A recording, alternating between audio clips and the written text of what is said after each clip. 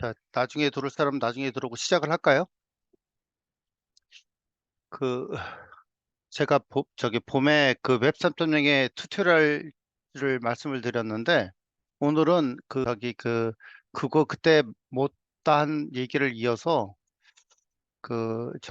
웹 3.0 기술이라기보다도 새로운 어떤 웹 3.0 생태계에 대한 얘기를 말씀을 더 드리겠습니다. 제가 오늘 얘기할 내용들은 아마 지금 개요하고 서비스 모델에 대한 것들은 전에 저희 발표 자리에 다 있으니까 간단하게 정도 얘기 말씀을 드리고요. 최근에 한 6개월 동안에 바뀌어진 어떤 내용들 말씀드리고 오늘 중점적으로 얘기할 거는 디지털 자산의 아이디하고 소유권에 대한 얘기를 주로 말씀을 드릴 거고요. 그 다음에 도입 전략은 전에도 자료가 약간 있었는데 아마 읽어보셨을 것 같고 거기서 필요한 것들을 이제 하이라이팅을 시키는 것만 말씀을 드릴 거고요. 오늘 제가 이제 온라인으로 하는 것들은 이 공식 발표 형태가 아니라 약간의 정서가 아니라 야사 같은 느낌? 삼국 유사 같은 느낌. 삼국 사기가 아니라 삼국 유사 같은 그런 느낌으로 그러니까 일부 내용에 대한 거는 틀릴 수도 제 개인적인 어떤 생각이 들어갔을 수가 있기 때문에 너무 믿지는 마시고요. 적당히 알아서 들으시면 될 것 같습니다. 그 바이든 대통령이 작년 초에 발표하고 나서 각국에서 대응이 있었죠. 영국 같은 경우는 웹 3.0에 대해서 어떤 걔네들도 화이트 리포트를 만들어냈고 유럽은 그 뒤에 마이카 법을 만들어냈고 그리고 그 후속에 대한 것들 근데 유럽의 어떤 마이카 법을 만들거나 디지털 자산에 대한 레귤레이션을 만들어내는 추세를 보게 되면 약간의 그 방어적인 자세가 좀 강한 것 같아요. 그 다음에 중국도 지금 현재 중국 정부는 직접 말은 안 하지만 북경에서 리포트 만들어내고 일본은 이게 그 새로운 민주주의의 탄생을 얘기한다는 얘기를 하고 있고 그래서 이것이 확실한 거는 뭐냐면 단순히 기술이 아니라 그런 새로운 생태계에 대한 어떤 그 그림을 그리고 있는 거라고 보시면 되거든요. 미국이 이제 수가 복잡해졌어요. 왜냐하면 미국 혼자만 하는 게 아니라 다른 나라도 지금 움직이고 있기 때문에 미국이 옛날에 그 엘고 부통령이 정보화 사회에 대해서 그 트리거링 걸고 나서 그게 시스코가 지금 수혜자가 됐는데 미국이 그런 어떤 성공의 시나리오를 비슷하게 이어가고 싶어 하는데 어떻게 할 거냐? 확실한 거는 AI를 중심으로 하는 건 맞는 것 같아요. 그 AI가 어떻게 미래 생태계의 어떤 그 핵심이 될지는 잘 지켜보실 필요가 있고요. 관전하는 재미가 있더라고요. 그래서 그거에 대한 어떤 지금 현재 새로운 어떤 데모크라시가 나오고 이 네트워크의 기본이 트랜스페런시인데 트랜스페런시라는 게 너랑 나랑 항상 연결되고 오픈된다는 이런 개념이 철학이 어떤 웹 철학인데 그거를 위한 어떤 새로운 생태계가 만들어지는 건 맞아요. 그런데 이게 걱정이 앞서는 거죠. 사기하고 불법이나 이런 것들이 점점 늘어날 거는 거의 확실하니까 이거를 대비를 잘해야 되는데 어떻게 할 거냐 하니까 기술자들한테 의존하는 바가 크고요. 새로운 어떤 사회가 만들어지는 거죠. 제가 보기에 그 사회학자들이 이런 새로운 어떤 생태계를 일어나는 걸 보면서 이거는 새로운 사회적 현상인데 이걸 어떻게 하는 게 적절하냐 하는 것들에 대해서 연구할 주제가 굉장히 많아질 거라 생각하고 있어요. 제가 보기에는. 기술하는 사람도 사회학을 좀 알아야 되죠. 경영학도 알아야 되고. 사회라는 게 뭐냐 하는 것들. 확실한 건 이게 웹 3.0 정의가 확실하게 새로운 인터넷은 맞아요. 근데 과거의 인터넷을 자꾸 기억하면서 그 연장선상에서 새로운 인터넷 생각하는 거는 그건 넌센스인 것 같고요. 아닌 것 같고. 거기에 이제 핵심 키워드는 이제 다오라는 얘기하고 소유권에 대한 얘기를 하는데 이것도 내용이 조금 소유권에 대한 것들도 처음부터 다시 검토해야 될 것 같은 느낌이고 다오에 대한 내용 Decentralized Autonomous Organization이란 다오 철학이라는 게 어떻게 실현되는지 제가 뒤에 소설을 쓸 테니까 한번 들어보시면 좋을 것 같습니다. 응용에 대한 것들은 제가 보기에는 현재 파이낸스를 하는 사람들이 파이낸스 영역이 좀 늘어나는 거는 좀 있는 것 같고요. 현재 증권이나 어떤 커런시를 하는 것들이 새로운 생태계에 맞게 그 커런시나 파이낸스를 갖다 확대하는 건 맞고, 근데 이거는 확실한 건 금융권의 영역이고 화폐를 다루는 사람들의 영역이지, 여기가 저기 블록체인 같은 그런 사람들이 여기 끼어들 틈은 제가 보기에는 없어요. 걔네들이 그 새로운 어떤 그 파이낸스 체계나 커런시 체계를 만들 거라고 봐야 되고, 현재 금융권들이 해야 될 일이죠. 그 다음에 저희들이 가장 관심을 두는 것들이 카카오톡 이후에 새로운 형태의 소셜 미디어가 나올 것 같은데, 저희 중국 같은 경우는 왓츠앱 이후에 그 다음에 진화된 버전의 그 소셜 미디어 네트워크가 나올 것 같거든요. 근데 그걸 갖다가 ITF에서 밈이라고 해가지고 지금 만들어내고 있는데, 제가 보기에는 확실한 거는 새로운 어떤 그 소셜 플랫폼이 나올 거는 확실해요. 제가 보기에. 그런데 흥미로운 것 중에 하나가 게임 쪽이에요, 게임 쪽. 게임 쪽은 사실은 저기 인간의 어떤 본성 속의 게임이 있기 때문에 게임의 영역이 얼마나 넓으냐 그러면 우리 전자공학이 이 차지하고 있는 영역만큼 넓다고 봐야 되거든요. 전자공학이 반도체에서부터 회로에서 통신이나 어떤 영상이나 이런 것까지 하게 되면 분야가 굉장히 넓거든요. 전자공학이. 게임도 그렇게 될 것 같아요. 심지어는 수술하는 것도 게임의 그 한 영역이 될 거고, 신약 개발하는 것도 어떤 백혈구하고 바이러스하고 싸우는 것도 일종의 게임 시오리가 적용될 수도 있는 것들이거든요. 그러니까 그게 단순히 그 바둑 같은 것도 게임이지만 수술하는 것도 게임이고, 그 다음에 어떤 사람들이 실제로 게임하는 것도 게임이고, 이런 게임의 영역이 너무나 다양하게 확대가 될 거기 때문에 그 새로 나타나는 게임은 옛날 게임이 아닌 게임 같은 느낌이 들고, 사람이 게임이 없으면 재미없거든, 세상 살기가. 어떤 뭐를 하더라도 게임 요소가 개입되지 않으면 재미없다고 안 하는 게 사람들의 속성이라서 이 게임이 얼마나 많이 변할지는 잘 모르겠어요. 제가 보기에. 아주 포텐셜이 있는 내용이라고 볼 수 있고, 근데 확실한 거는 기존 게임은 이 아니죠. 새로운 게임 형태의 게임이 나타날 거라 보이고, 메타버스나 이런 쪽은 AR, VR 기술이 발전돼야 되는데, 제가 보기에 그 아마 저 애플의 비전 프로가 나오고 저기 메타에서 새로운 어떤 구글 글라스가 나온다 하더라도 제가 보기에는 이 프로세싱 파워나 이런 것 때문에 시간이 좀 걸려요. 이게 메타버스 too early, 아직까지 크게 확산될 가능성은 별로 없고 오히려 소셜 미디어나 게임 쪽이 포텐셜이 더 높다 이렇게 봐야 되고요. 서비스 모델로 가시면 이제 이 데이터 저장하고 처리하고 유통하는 거는 많이 보셨죠. 근데 거래에 대한 부분인데, 이 거래라는 게 사람이 소사이티를 형성했을 때만 생기는 게 거래 현상이에요. 일반 인간 생태계 말고는 다른 생태계는 거래가 없어요. 그 사람이 그러니까 거래를 한다는 얘기는 너하고 나하고 바꿀 거나 주고받을 게 있다는 얘기는 이게 그 인간 사회, 소사이티가 형성됐을 때만 일어나는 것들이거든요. 근데 그것이 옛날에도 거래가 있었죠. 그죠? 새로운 거래가 나타나는 거지. 그런데 거기서 지식 유통까지 노하우나 경험까지도 거래를 하겠다 그러니 아, 여러 가지 여태까지 모르던 어떤 그런 식의 어떤 거래가 일어나는 거죠. 원래 노하우나 경험이나 이런 것들은 거래 대상이 아니라 내가 핵심적으로 어떤 사업을 잘하기 위한 그 기밀 자료에 해당되는 거였거든요. 그런 것도 거래하겠다 그러니 생태계에 대한 해석이 달라지는 거죠. 그래서 전에도 제가 말할 때 물물 교환이 있고 그다음에 어떤 디지털 화폐의 거래가 있는데, 제가 옛날에도 이 자료를 넣었는데 사람들이 아무도 질문 안 하더라고요. CO2도 거래를 하신다고? 클라이밋 체인지 때문에? 아니, 깜짝 놀라는 거죠. CO2는 무슨 거래를 해. 근데 이걸 질문을 아무도 안 하시더라고요. 이게 무슨 얘기냐면 CO2를 거래한다는 얘기는 레귤레이션도 결국은 거래의 대상이라는 거죠. 그렇죠? 레귤레이션이 만드는 새로운 어떤 인위적인 인간이 만든 장벽이 그게 거래를 위한 플랫폼 형태나 거래를 위한 어떤 그 룰을 셋업을 하는 형태가 되는 거죠. 기후변화나. 앞으로 디지털 생태계는 인간이 만들거나 그 특정한 어떤 커뮤니티가 만들어내는 룰 때문에 어떤 비즈니스 포인트가 생기는 경우가 더 많아질 거예요. 그러니까 레귤레이션을 봐야 되는데, 레귤레이션이 어떤 그걸 갖다 못하거나 하거나 하고 규제의 수단이 아니라 새로운 생태계를 만들어내는 수단이 이 레귤레이션이 개입을 하는 것들이거든요. 앞으로 디지털 생태계도 사실은 그렇게 일어날 가능성이, 디지털 자산 생태도 그렇게 일어날 가능성이 더 커요. 조폐공사가 화폐에 대해서 책임을 져주지 않으면 그 종이 쪼가리가 돈이 아니거든요.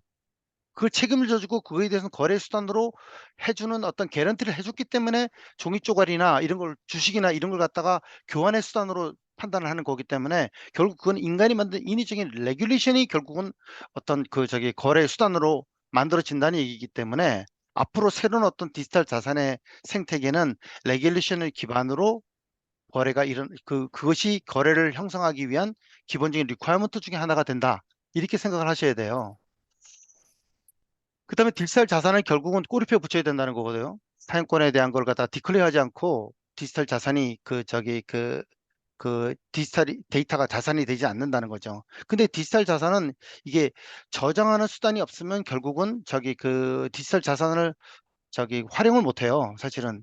근데 디지털 자산의 여태까지 유형들을 보시면 지금 현재 존재하는 디지털 자산들은 과거에 현재 거래하는 것 같은 유형들이에요. 앞으로 새로 태어날 디지털 자산들은 그 과거의 디지털 자산하고 비슷한 형태를 가질 거라고 생각하면 좀 약간 근시안적이라고 보여지고요. 물론 지금 현재 파일이나 어떤 소프트웨어나 이런 것들을 갖다 거래를 할 수는 있어요. 거기에 지금 가장 앞서 있는 게 이제 AI 알고리즘이나 소프트웨어 같은 것들도 이제 거래를 할 수 있는 수단이 되는데 현재 소프트웨어 같은 것도 정식으로 거래가 되기 어렵죠. 왜냐하면 거래를 중개하기 위한 수단으로 쓰는 거지 거래에 직접적으로 개입하기는 어렵거든요. 왜냐하면 그걸 같이 패키징을 제대로 못해서 그러는 거죠. 소프트웨어나 AI 알고리즘들도. 근데 앞으로 나타나는 디지털 미디어들은 저장을 하는 포맷이 바뀌어야만 가능해요. 바뀌어야만. 그게 무슨 뜻이냐면 어떤 자료가 있어도 자료를 갖다가 액세스하는 수단, 접근하는 수단을 인터페이스를 하나를 만들어 놓거나 또는 수단이 제한되어 있는 경우에는 활용성이 떨어지거든요. 금고에 넣어놓고 그걸 갖다가 넣고 빼고 하는 걸 갖다가 아주 심플하게만 API 하나만 열어놓고 금고에 넣고 빼고 하게 되게 되면 활용하기 어려워져요. 근데 새로운 디지털 자산은 옆에 인터페이스가 API나 접속하는 링크가 굉장히 많아야 될 가능성이 커요.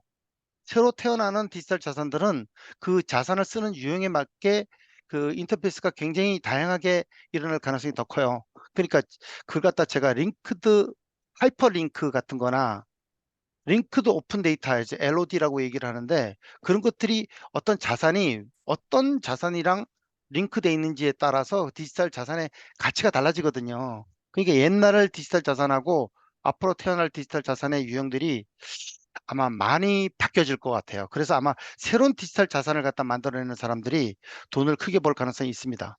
디지털 자산에 가치 매기는 거는 역시 생각을 하셔야 되고요. 가치 매기는 거는 이게 기존의 어떤 경제학의 공급과 수요의 법칙이 적용되는 영역이 아니고요. 사람들이 어텐션을 받거나 그 가치를 매기는 방법들이 사회적 가치를 매기는 거기 때문에 이게 생각이 달라지거든요. 가치에 대한 평가가 어려워지고요. 특히 정서적 가치나 이런 것들이 점점 부각이 되는 상황에서는 느낌이 좋아. 그럼 그냥 사는 것들이거든요. 이 옛날과 같이 어떤 고리타분한 경작을 하는 사람들이 매기는 디지털 자산의 가치하고 앞으로 나타날 디지털 자산의 가치는 많이 틀릴 수가 있습니다. 그 다음에 디지털 자산을 가지고 생산성을 높이는 거는 과거의 옛날에 돈 가지고 그 생산성을 높이는 방법들. 돈을 빌려가지고 돈을 모아가지고 주식처럼 모아가지고 큰 건물을 짓거나 큰 교량을 짓거나 옛날에 돈이 없어가지고 교량을 지을 수도 없고 큰 건물을 지을 수도 없고 그 비싼 어떤 자동차나 비행기를 만들 수가 없었거든요. 근데 그걸 갖다가 돈을 모으니까 인간이 보통 개인이 또는 몇몇 기업, 조그만 기업들이 만들어서 하는 그런 것들을 가지고는 못 만들어내던 걸 만들어낼 수가 있거든요. 근데 현재 지금 이 자산을 갖다 배분하는 수단이 이제 블록체인이라는 기술이 나왔죠. 블록체인에서 앞에 블록이라는 단어는 제가 보기에는 나중에 퀘션이 될 것 같은데 뒤에 체인은 맞아요. 어떤 시장을 형성할 때 밸류 체인이 만들어져야 되거든요. 그러니까 밸류 체인이라는 게 뭐냐면 우리끼리 비즈니스가 되는 상대방이랑 거래를 하지 비즈니스가 안 되는 상대방이랑은 거래를 안 하는 거거든요. 마치 이게 이제 돼지한테다가 금을 팔겠다 그러는 그런 식의 어떤 상황이 만들어지는 거기 때문에 밸류 체인을 만들어낸다는 거는 끼리끼리 자기네끼리 서로 상승작용을 내면서 이익을 갖다가 낼 수 있는 그런 상황에서 밸류체인이 형성이 되는 거죠. 사실은 이것이 어떤 디지털 자산의 속성이기 때문에 이 디지털 자산은 결국은 뭐냐면 소통이 더 중요해요. 자산 자체의 어떤 가치가 높다 낮다, 그 마치 금이 가치가 높다 낮다 이런 걸 아무리 얘기해봤자 금을 살 사람이 없으면 금에 대한 가치는 없는 거거든요. 사실은 그 중에 이제 앞으로 미래에 어떤 가능성에 대한 거를 크게 보느냐면 여태까지 없는 새로운 가치를 만들어내는 것들이죠. 새로운 가치. 새로운 디지털 자산의 가치. 마치 제가 보기엔 그 느낌이 아바타를 만들어내거나 살아있는 디지털 자산들. 자산이 스스로 다른 디지털 자산을 엮어가지고 서로 어떤 부가가치를 일어나는 자기 발전해가지고 생산성을 만들어내는 이런 형태의 가치가 있는 생산성에 있는 디지털 자산들이 만들어낼 가능성이 굉장히 크고 그것들이 아마 세상을 그 한두 개가 만들어지면 그런 새로운 디지털 자산이 만들어지면 그 디지털 자산들은 아마 그 우리나라의 10대 대기업 하나 만드는 것보다 새로운 디지털 자산을 만들어 가지고 그것이 일으켜내는 생산성이 우리나라 10대 대기업의 어떤 생산성보다 더 높아질 가능성이 있어요.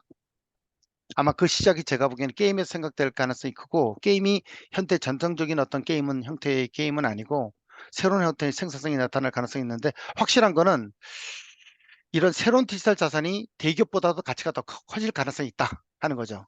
그 시작점이 NFT는 약간 사기성이 약간 있어가지고 NFT가 약간의 그 디지털 자산으로 어떤 탈바꿈을 하게 되게 되면 그 옛날에 그 저기 그 나쁜 짓을만 하던 NFT가 아니라 새로운 걸로 탄생이 될 가능성도 있죠. 사실은. 그다음 디지털 자산은 이제 수익을 내야 된다는 거 어텐션 알고 그다음에 디지털 자산에다가 애드온을 해야 되는. 근데 기존에 만들었던 디지털 자산 가지고 가치를 갖다가 애드온 시키는 거는 그렇게 쉽진 않아요. 사실은. 현재 인간이 만드는 유튜브 컨텐츠나 어떤 파일이나 비디오 모듈이나 이런 걸 가지고 자산적 가치를 갖다 확대시키는 거는 저는 그다지 많지 않다고 봐야 돼요. 새로운 어떤 저 디지털 자산을 만들어야 되는 것이 있죠. 어찌됐든 그 시작점이라는 거죠. 기존에 있는 디지털 자산이나 기존에 거래되고 있는 저 거래가 잘 안 되던 저기 물질적인 자산들을 갖다가 디지털 자산을 토픽을 해가지고 가치를 애던하는 거. 이것도 제가 보기에는 일단 시작점은 맞아요. 시작점은 맞는데 그것이 저기 디지털 자산 시장을 크게 일으키는 거를 위한 저기 핵심 동력은 아닐 거라고 보는 거죠. 그 뜻은 뭐냐면 웹 디지털 자산의 어떤 새로운 생태계는 아직까지 본격적으로 등장하지 않았다 하는 거죠. 언제쯤 등장할 거냐? 제가 보기에는 빠르면 한 2, 3년 내에 되고 한 5년 정도 지나야 될 것 같아요. too early, 현재. 그리고 기술 개발하는 사람들은 기술을 열심히 개발하는 게 중요한 게 아니라 소비자가 좋아하는 걸 개발해야 되는 건데 결국은 뭐냐면 기술 개발하는 사람한테 무슨 요구를 하는 거냐면 열심히 그 기술 개발하는 게 중요한 게 아니고 사회가 좋아하고 시장이 좋아하고 소비자가 좋아하는 거를 기술을 개발을 해야지 무작정 기술 개발한다고 쓰지는 않는다는 거죠. 블록체인 하는 연구하는 사람들도 상당히 그런 면이 좀 있죠. 디지털 자산에 있어서는 이게 내 거라는 걸 확인을 해야 되니까 표준화가 돼야 돼요. 왜냐하면 이게 내 자산이라는 얘기를 하고 나면 이것이 어떤 지역의 건물이 내 거라고 얘기를 하게 되면 그 토지대장에다 그걸 갖다 등록을 해야 되잖아요. 등록하지 않고 그게 내 거, 그 건물이 내 거라는 걸 갖다가 누가 알겠습니까? 그 뜻이 뭐냐면 확인하려면 아이디를 붙여야 되고 그걸 표준화돼서 누구든 아, 그게 네게 맞아 하는 것들에 대한 어떤 그 인증을 받아야 되는 것들이고요. 근데 그런 것들이 거래 확인과 검증과 어떤 이런 걸 주고받는 거에 대한 것들은 그 기술이 진화를 할 텐데 현재 블록체인 기술은 초기는 맞는데요. 그것이 계속 그대로 갈 거냐? 그거는 이더리움이나 비트코인 만든 사람의 소망사항이지 그대로 가진 않을 거라고 봐요. 그럼 뭐냐면 계속 애돈이 돼야 되는 거죠. 기술이 고도화되는 거죠. 어느 방향으로 고도화될 거냐 하는 것들은요. 현재 블록체인 기반의 어떤 스마트 컨트랙트는 그 부분적으로는 적용하는데 항상 올마이트로 적용되지는 않을 거라고 봐요. 그런데 현재 우리나라나 전 세계에서 블록체인 관련된 기술을 연구하는 사람들이 블록체인 가지고 미래의 어떤 디지털 자산의 거래 시장의 모든 걸 해결할 것처럼 얘기하는 건 다 거짓말이에요. 그 사람들이 기술 전문가와 사기칠 때가 가장 위험하거든요. 사실은 우리나라나 외국의 기술 전문가들이 사기치는 경우가 너무 많아요. 사실은. 근데 그 사람들을 말을 조심스럽게 체계해야 되는데 전문가가 말하니까 믿고 봐야 되는데 그 사람들이 거짓말을 하니 세상에 믿을 사람이 없는 거죠, 사실은. 그러니까 똑같은 얘기도 저의 말도 확실하게 믿지는 마세요. 대거 보셔야 되는 거. 그 다음에 자산에 대한 가치 평가가 제일 중요한데 가치 평가는 결국은 사람이 평가하는 게 아니라 사회적 자산 가치 평가하는 거기 때문에 이게 뭐냐면 그 물건을 만드는데 돈이 얼마 들었어? 제작비가 얼마 들었어? 이런 거 돈 계산해서 돈 받는 거는 순진한 얘기고요. 그건 기본 맞아요. 기본은 맞는데 그것으로 그 저기 가치가 형성되지는 않는다는 거죠. 그래서 결국은 사회적 자산 평가에 대한 것들은 다시 해석해야 된다 하는 거고요. 그 다음에 거래 방식이 이 거래라는 게 지금 디지털 자산의 거래가 안 이루어지는 이유가 전달되면 추적도 안 되고 복제도 가능하고 이러니까 내가 이 그 자산을 한번 하나는 파는데 걔가 무한 복제를 해버리면 한 개 이상 못 파는 거죠. 이것 때문에 여태까지 거래가 안 됐던 것들이거든요. 그럼 이걸 갖다가 트레이스를 잘하고 믿게 되게 되면 거래는 되겠죠. 근데 지금 현재 나온 기술들이 그게 배보다 배꼽이 더 커요. 한번 거래를 하는데 그걸 갖다가 사기를 많이 치게 되게 되면 이게 그 뒤에 거래를 갖다 믿지 못하니까 안 팔어 이렇게 될 거거든요.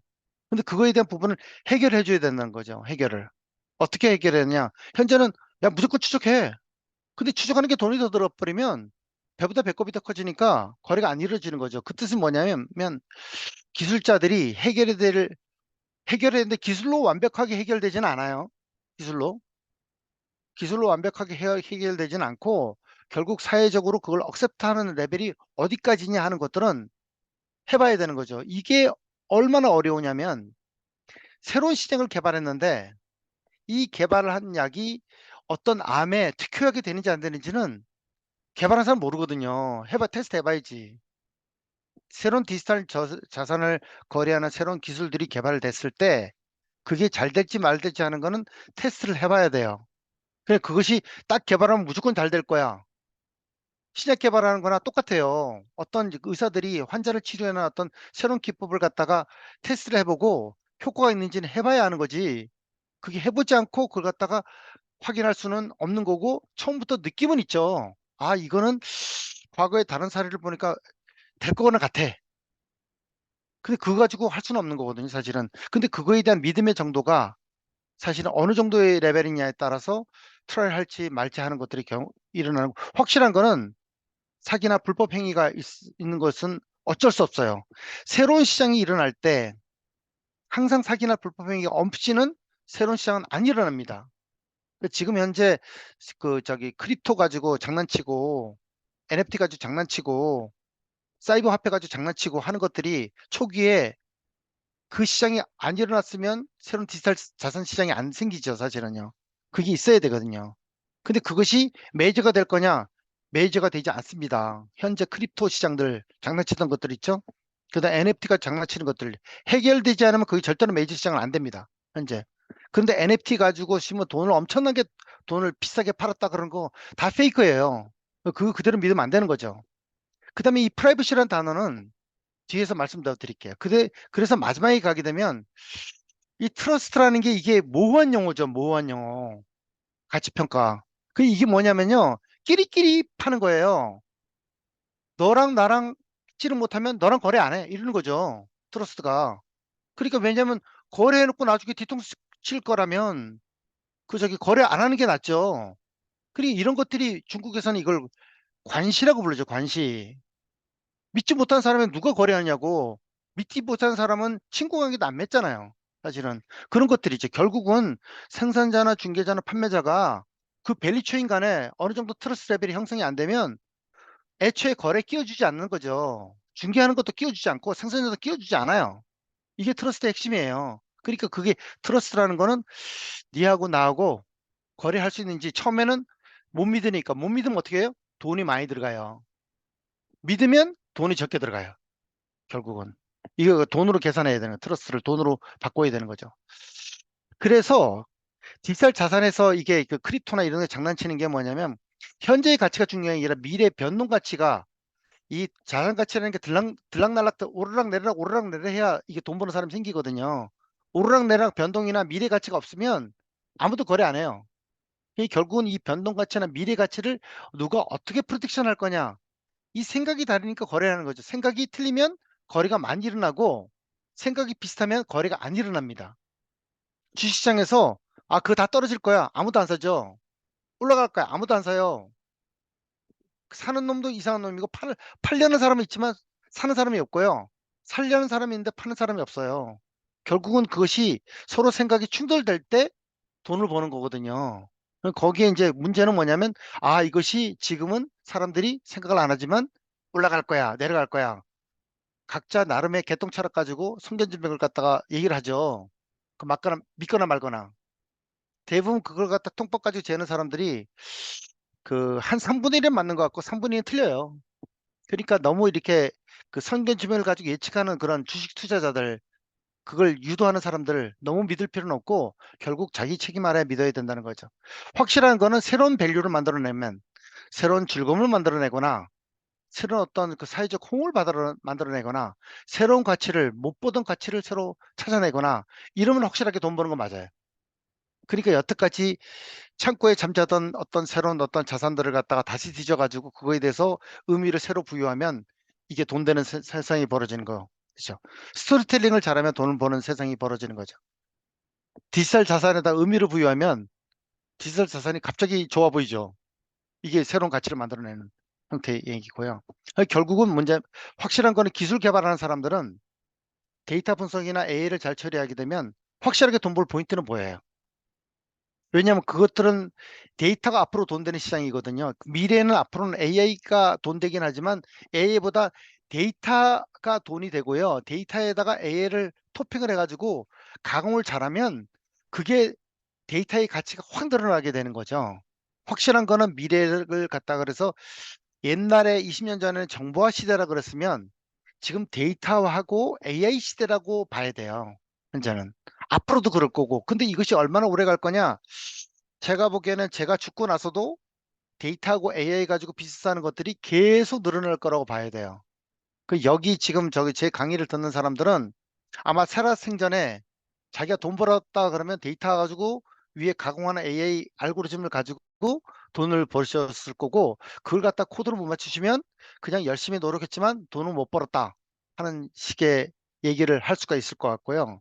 그 다음에 그 데이터 중에 어떤 데이터가 제일 돈 되냐면 노하우 데이터가 돈 돼. 기업의 기밀 정보, 삼성의 반도체를 만든 핵심 기밀 정보, 그게 노하우 데이터잖아요. 그죠? 이런 것들이 돈 되는 것들이에요. 그 다음에 저기 어떤 걸 찾으시면 좋으냐면 디지털 자산 간에 상호 시너지가 일어나는 거를 찾아내야 되거든요. 이게 뭐냐면 모든 디지털 자산들이 서로 궁합이 맞는 건 아니에요. 디지털 자산들도 자기가 짝이 맞는 게 그걸 찾아내는 게 중요하고 짝이 안 맞는 디지털 자산을 억지로 짝을 맞추려고 하는 노력은 소용없는 거고요. 그러니까 결국은 짝을 잘 맞춰봐야 되는데 여태까지 그걸 갖다가 그 짝을 맞춰본 사람이 없어요. 근데 그것이 해보기도 전에 찾아내기는 쉽지 않아요. 어떤 새로운 신약이 어떤 그 저 병에 효과가 있는지는 여태까지 아무도 안 해봤기 때문에 그게 신약인지 뭔지는 몰라요. 그 데이터나 디지털 자산도 마찬가지예요. 그게 어떤 음식 궁합이 맞는지 하는 거 찾아내는 것처럼 짝을 맞는 걸 찾아내는 걸 중요한데 이거는 어떻게 되냐 결론이 시행착오를 많이 해야죠. 무슨 얘기냐 삽질을 많이 해야 되는 거죠. 어떤 음악과 물리치료나 어떤 사회적 이벤트나 어떤 축적된 경험이 이게 그 저기 효과가 있는지는 그거는 정답은 없고요. 시간이 다 지나고 나면 한 10년에 20년 지나고 나면 그 뒤에 우리 같이 이제 교육하는 사람들이나 이런 것들은 이런 거는 과거에 이렇게 해서 이렇게 성공했어. 이렇게 해서 성공을 했어. 과거를 어떤 역사를 리뷰하면서 소설을 쓸 수는 있어도요. 미래에 대해서 소설 쓸 수는 없어요. 아무도 안 해봤기 때문에. 확실한 거는 그런데 그것이 대박을 칠 수도 있고 쪽박을 칠 수도 있고 그거는 모르겠다는 거죠. 해보라는 거죠. 그 다음에 프로세서나 접근 절차만 변경해도 돈을 벌 수가 있고요. 그러니까 뭐냐면 기존의 어떤 접근 절차나 기존에 하던 관행들 바꾸면 그것이 어떤 새로운 어떤 가치를 발견하는 수단이나 그 어떤 사람들한테 관심을 끌 수 있는 수단이 생길 수도 있어요. 근데 그것이 그 자산자의 가치는 없는데 자산을 가지고 그냥 장난치는 것 때문에 그것이 재밌어. 이러면 돈 되는 거죠, 사실은. 또 하나가 뭐냐면 새로운 어떤 UI, UX가 인간이 새로운 감각기능을 만들어내고 인간이 만든 물건에다가 새로운 센서를 부착을 하면 이놈이 자율주행 로봇가 되는 거죠. 마치 저기 그 비둘기처럼 인간의 뇌에다가 어떤 센서를 집어넣으면 인간이 저기 그 비둘기가 몇십 킬로를 날아가가지고 자기 집을 찾아가는 것처럼 인간이 그런 식으로 날아갈 수도 있어요. 근데 그 기술을 자율주행차에다 집어넣으면 자율주행차가 돌고 돌아서 자기 집으로 돌아오는 거죠. 부산에 차가 갔다가 자기 집으로 돌아오는 거죠. 이런 것까지도 가능하죠. 자율 UI, UX가 되게 되면. 앞으로 어떤 식의 어떤 디지털 상품이 나올지 이런 것들은 그 제일 부족한 게 뭐냐면 상상력이 부족해요. 상상력이 부족하고 이런 것들은 당장 돈이 되는 시장이 새로운 UI, UX에다 집어넣는 것들이 당장 돈이 되는 가능성이 높은 시장인데 이런 것들은 확실한 거는 기존에 그것도 디지털 자산이야? 디지털 자산을 말하기 어려울 수도 있죠. 그렇죠? 사실은. 근데 그런 것들을 그러니까 디지털 자산의 유형이 틀려지는 거죠. 이런 것들은. 이런 경우에는. 그러니까 디지털 자산을 과거에 그러니까 파일 형태나 유튜브의 어떤 비디오 파일이나 사진이나 이런 것들만 디지털 자산 생각하면 이제 머리가 나쁜 거죠. 사실은. 그다음에 오늘의 메인 주제로 가겠습니다. 이게 이제 한 시간에 이제 해야 되는데 디지털 자산에서 가장 중요한 게 아이디고요. 두 번째 소유권에 대한 부분이에요. 당연하죠. 근데 여기에 보면 어떤 디지털 자산의 소유권이 이거 내 거야 이런 게 있고 그거 우리 학교 거야 그거 우리 기업 거야 이러는 거죠. 그죠? 사람이 있고요. 공인이 있어요. 개인이 있고 공인이 있다고요. 우리 회사 거야.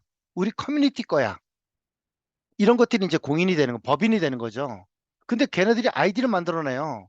아이디를 만들어내는데 내가 은행 어카운트 만들어내고 내 차를 소유하고 이렇게 아이디를 만들어내야 되잖아요. 이 아이디가 너무나 종류가 많은 거죠. 근데 한 사람이 은행마다 어카운트를 만들면 은행이 어카운트가 한 10개쯤 만들어지죠. 그렇죠? 웹사이트마다 자기 이메일 어드레스 그러니까 그 저기 유저네임하고 패스워드를 만들어야 되면 한 50개, 100개쯤 될 수도 있어요. 이런 것들이. 사람은 하나인데 이게 50개, 100개가 되고요. 어떤 기관에 있는 사람이 한 100명 정도 되고 1000명 정도 되고 걔네들이 만드는 자산들이나 이런 것들이 엄청나게 많을 수가 있어요. 근데 그것들을 또 디지털 자산에다가 또 묶어야 되잖아요. 이 단계가 여러 단계가 있을 수 있고 이것이 굉장히 복잡하게 결합이 될 수도 있어요. 이 엔티티하고 아이덴티티하고 아이덴티파이하고 이거 결합하는 궁합 관계는 이렇게 하이라키가 세 단계로 딱 끝나지 않는다니까요. 엄청나게 많은 상상력을 동원할 수가 있는 상황이 벌어지는 거죠. 그런데 이걸 당장 자산의 유형을 딱 구별하면 일단 당장 돈 되는 것들. 그리고 화폐 같은 것 중에 화폐가 이제 디지털 화폐 계열도 있고요. 그런 화폐가 생길 거고 확실한 건 정부가 만들어내든 민간이 만들어내든 디지털 커런시라고 얘기할 수 있는 그런 화폐가 필요할 거예요. 왜냐하면 인간이 화폐를 만들어낸 거와 동일한 원리로 디지털 화폐가 만들어질 수밖에 없고 일부 사람들은 그걸 토큰이라 그럴 수도 있고요. 그 다음에 거래 레코드, 돈을 주고받았는데 너랑 나랑 거래했는데 그 레코드가 기록되어 있지 않으면 그게 네 거라는 거 나 거라는 걸 얘기할 수가 없잖아요. 그리고 거래 내역들은 인보이스도 필요하고 레코드가 누군가에 의해서 증명이 돼야 되니까 현재는 그거는 거래 내역을 기록하는 거는 현재는 스마트 컨트랙트 이더리움에서는 스마트 컨트랙트가 일단은 거래 기록은 확실하게 기록할 거는 같아요. 현재는. 근데 그것으로 너무 소설을 쓰니까 내가 욕을 하는 거고 일단은 현재 여기까지는 맞아요. 근데 그 뒤에 이 스마트 컨트랙트를 명확한 거래 기록을 정확하게 기록한다는 블록체인의 그 특성에 대한 것들은 정확하게 맞거든요. 근데 그걸 가지고 지금 블록체인을 가지고 얘기하는 떠드는 사람들이 수많은 그 뒤에 버블링을 하네. 버블링 하는 건 전부 다 거짓말이라고 보시면 돼요. 현재 요거를 떠난 그 뒤에 버블링 하는 것들 너무나 많은 사람들이 버블링을 하고 있어서 그분들은 기술 사기꾼들 전문가면서 사기꾼에 가까운 전문가들이라고 봐요. 현재는. 그 다음에 디지털 자산 자체가 있죠. 현재 인간이 만드는 디지털 자산은 오디오, 비디오, 파일 형태고요. 이메일이나 이런 웹사이트나 프로덕트나 소프트웨어나 이런 것들 다 인간이 현재 만드는 프로덕트 계열, 디지털 자산 계열들이죠. 현재까지. 미래는, 미래 새로 나타날 디지털 자산들은 요거보다도 더 많을 것 같아요. 느낌이. 앞으로 어떤 형태의 디지털 자산이 탄생될 걸 가정하느냐 하는 것들을 디테일하게 알고 싶으시면 저를 찾아오시면 그거에 대한 스토리텔링을 한 6시간 정도는 할 수 있을 것 같아요. 그런데 문제가 뭐냐면 디지털 자산을 크리에이션하면 디지털 자산 크리에이션 했어요. 새로운 애를 탄생시키고 나면 애한테 이름 붙여줘야 되죠. 동사무소에 등록도 해야 돼요. 근데 내 자식이라는 것도 얘기해줘야 돼요. 근데 얘가 새로운 애가 태어났다는 거를 알 사람 아는데 모르는 사람한테는 알려주면 안 돼. 이게 애가 태어나나 디지털 세선을 새로 만들어내는 거랑 똑같아요. 소프트웨어 파일을 만들어냈죠. 새로운 소프트웨어 알고리즘. 내 거라는 거 증명해야 되죠. 그 이름 붙여야 돼요. 그 다음에 그거 내 거라는 거 말해야 돼. 그것을 남한테 어떤 사람한테 주는데 어떤 사람은 주지 말아야 돼. 근데 그걸 갖다가 가장 골치 아픈 게 뭐냐면 생산하는 건, 크리에이션 하는 건 좋은데 거래하고 싶어. 이 거래가 되냐고. 거래가. 여태까지는 디지털 파일이나 디지털 데이터를 만들어 놨고 거래를 가정을 하진 않았어요. 거래하려고 하니까 머리가 쥐가 나는 거예요. 거래하려고 하니까. 거래하니까 그게 니께 맞아? 하고 물어봐야 돼. 그거 가지고 돈 얼마 줄래? 뭐 이러는 거죠. 그쵸? 근데 디지털 자산 같은 경우는 주지를 않고 라이센스만 주는 경우도 있죠. 이런 것들이 거래하는 유형들이 너무나 많은 거야. 이게 그러니까 기존에 어떤 그 상거래하는 WTO에서 상거래하는 거하고 또 틀린 거예요, 이게. 너무나 그 뒤에 일어날 것들이 너무 많으니까. 앞으로 자산이 새로운 게 만들어지면 어떤 스토리텔링 할지는 모르고 확실한 거는 새로운 디지털 자산을 만들어서 먼저 선수 치는 사람들은 돈을 대박을 칠 텐데 디지털 자산 하나 잘 만들면 삼성 같은 대기업 하나 만드는 것만큼 효과가 있을 수도 있다. 뻥이에요. 믿거나 말거나. 그 아이디 형태는 그래서 그러니까 개인이나 기관들이 만드는 아이디가 있고 그러면 내 주민등록번호처럼 내 아이디, 내 이름 붙이는 거죠. 내 이름 붙이는데 이름이 전 세계 사람들이 누구나 알아야 들어야 되고 우리나라 이용자 그러면 50명 넘죠. 그렇죠? 그 아이디가 돼야 되고 소셜 시큐리티 넘버나 기업 같은 경우는 삼성, LG 이런 것들이 기업의 이름이 있어야 될 거 아니에요. 이름 불러가지고 될 것도 아니고 등록을 받아야 되죠. 등록을 해야 되죠. 우리나라에만 등록하나? 전 세계 등록이 돼야죠. 등록하는 기관이 없잖아요. 현재는요. 없어도 그거에 대한 거는 인지가 돼 사회적으로 인지가 돼야 되고요. 인간이 만드는 디지털 오브젝트 아이디 종류가 굉장히 많잖아요. 모든 걸 디지털로 보내려면 아이디를 만들지 않으면 안 되고 파일을 만들어냈는데 파일에 이름 안 붙이면 그 파일을 갖다가 어디다 저장하거나 보관하거나 담거나 거래하거나 이거 불가능하죠. 파일 만드는데 파일에다 이름 안 붙이면 은행 어카운트 만들어내거나 이런 것들 전부 다 아이디가 필요해요. 어떤 물건을 만들어도 이 물건을 거래하려면 아니면 관리하려면 아이디를 붙이지 않고 물건이 탄생되지는 않고 피지컬리는 탄생돼도 사이버 상에서는 그걸 인지를 못해요. 아이디를 안 붙이면. 그러니까 아이디가 반드시 필요하죠. 그런데 골치 아픈 게 뭐냐 아이디를 그게 네가 붙인 아이디가 맞아? 왜? 짝퉁을 만들어 가지고 아이디를 똑같은 아이디를 붙여버리면 그게 짝퉁인지 아닌지 어떻게 하냐고. 오브젝트 아이디는 이 퍼스널 아이디랑 매핑을 해야 되는데 이 매핑을 안 하면 이 건물을 지었고 이 자동차를 내가 소유주라는 걸 매핑을 안 하면 그 자동차가 내 거냐고. 그 건물이 내 거냐고. 매핑을 시켜야 되거든요. 링크를 걸어야 돼. 링크를 걸고 나서 이걸 갖다가 내 거라고 나는 웃기는데 아무도 그 자동차가 내 거라고 인정을 안 해주면 그 자동차는 내 게 아니에요. 그럼 내가 어떻게든 키를 주지 않으면 되는 거죠. 나 말고는 열지 못해. 이래가지고 하는 방법밖에 없잖아요. 그 다중 아이디를 쓸 경우도 또 골치 아파지는 거죠. 이게 무슨 얘기냐면 디지털 사회가 만들어지면 여태까지 사회에서 벌어지지 않았던 새로운 문제가 일어나는 거죠. 디지털 사회가 만들어지면. 그게 아이디어가 베리피케이션하고 오센티케이션 하는 것들이. 이것들이 어떤 거를 만들든 이거에 대한 룰을 만들어 놓아야 돼요. 룰은 자기 마음대로 개통차를 가지고 그 생태계 룰을 만들어 놓으면 돼요. 어떻게 할 거냐? 다 다를 가능성이 커요. 그 생태계 만든 사람이나 생태계에 합의되는 커뮤니티 간에 다 다를 가능성이 크죠. 근데 아이디를 왜 하느냐? 아이디가 왜 필요하냐? 그러면 첫 번째가 그건 내 거라는 거 확인하려고. 오너십 때문에. 아니면 내가 그게 내 거라는 게 아니라는 걸 얘기를 할 필요 없으면 아이디를 굳이 붙일 필요는 없는 거죠. 애가 태어났는데 이름을 안 붙이고 동사무소 신고를 안 했어요. 아무도 걔가 저 세상에 태어났지만 태어난 건 아니거든요. 사회적으로. 이름도 못 부르고 있는 건 아는데. 그것들을 갖다가 걔가 내 자식인데요. 그러려면 오너십에 대한 것들을 얘기해야 되고. 그러니까 소유권의 이전이나 이런 걸 하려면 결국은 아이디가 있어야지만 이전이 가능하고요. 근데 그걸 갖다 거래할 때 안전하고 시큐하게 거래를 할 수 있는지 어려운 얘기죠. 그렇죠?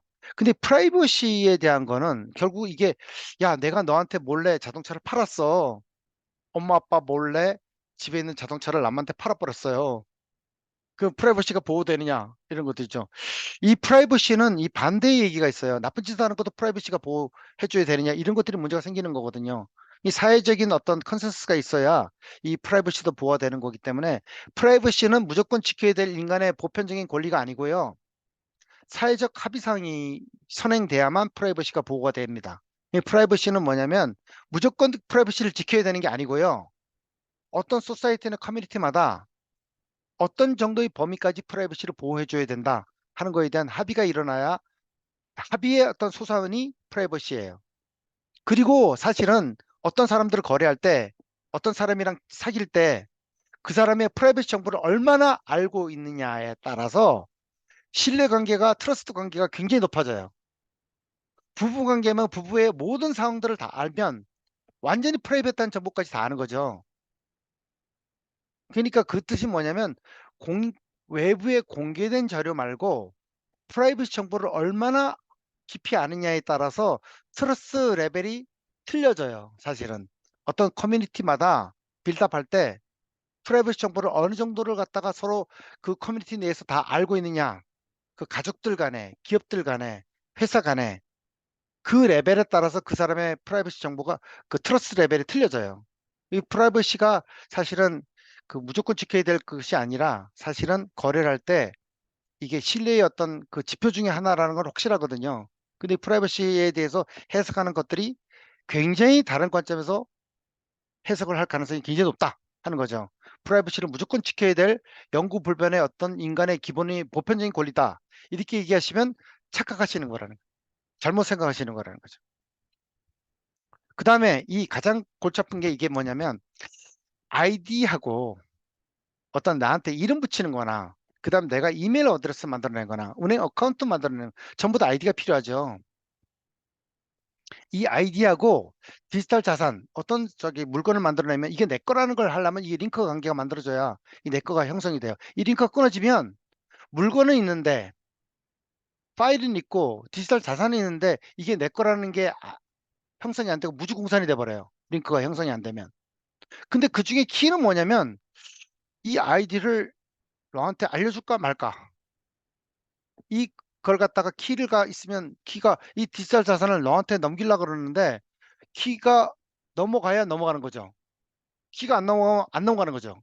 그게 뭐냐면 제어권과 통제권과 관리권이 이 키를 가지고 장난치는 거거든요. 옛날에는 그냥 데이터에서 암호화만 시켜가지고 암호를 풀거나 말거나 이런 것만 가지고 키를 썼는데 디지털 자산 거래 시장에서 키는 이게 암호 키가 아니에요.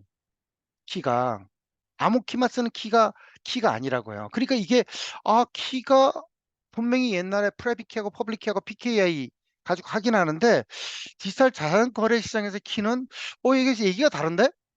뭐 어떻게 물어보면 키를 갖다가 그러니까 어떤 자산을 너한테 넘겨주려고 그럴 때 네 아빠 이름이 뭐니? 네 아빠 혈액형이 뭐니? 네 동생의 생일이 뭐니? 이런 거 물어보고 맞으면 자산을 넘겨줄 수 있는 거예요. 키가 암호로 푸는 키가 아니라니까요. 소유에 대한 확인이나 그 소유가 너 것이 맞는지 아닌지 이런 것들도 키에 해당되거든요. 그거는 기존의 암호에 쓰는 키하고는 전혀 다르죠. 사실은. 그러니까 여태까지 시큐리티 연구하시는 여러 사람들이 키를 가지고 뭐 또 소설을 많이 쓰잖아요. 그렇죠? 그것들이 디지털 자산 시장에서의 이 키하고 암호하거나 시큐리티 하는 사람들이 키를 얘기하는 키하고 똑같은 키가 아니라는 거예요.